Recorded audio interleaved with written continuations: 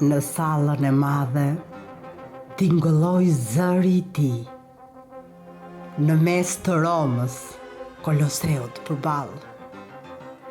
Ishte zëri I fishtës mbi një perandori. Qoshët I u fort mureve në sallë. E kam karigen, I nderuar kryetar. Më falni që për leje po ngre gishtin. Por këtu pranë kam serbin shkrimtar dhe po pres të gjej vendin ku ta fus bishtin. U shtangën në sallë nga zëri I maleve.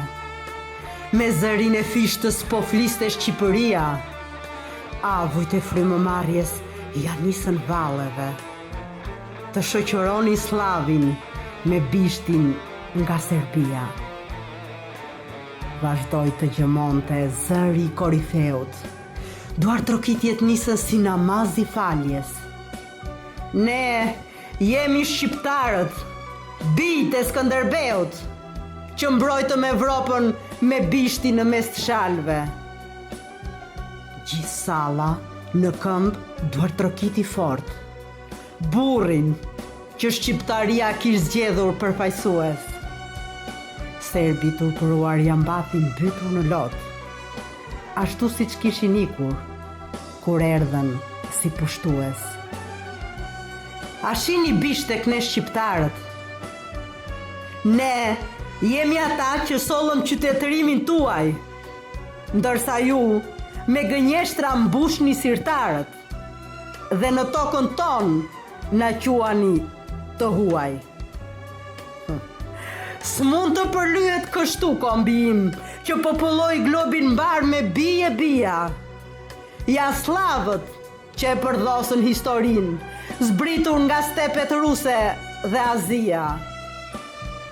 Kombi im është I pari I të gjitha kombeve në tokën time, janë rrënjët e degëve tuaja. Ju mbuluat historinë tonë të zakoneve, për të na vënë bishtin e zakoneve të huaja. Historia jonë lexohet vërtet në gjuhën tuaj, por gjuha jonë është mëma e madhe. Ndaj, s'kam ardhur këtu të sjell bishtin e huaj, por të nderoj kombin dhe gjuhën e shqiptarëve. Ishte kjo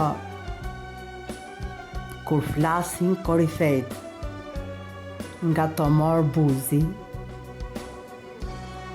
përkushtuar poetit të kombit Atë Gjergj Fishtës.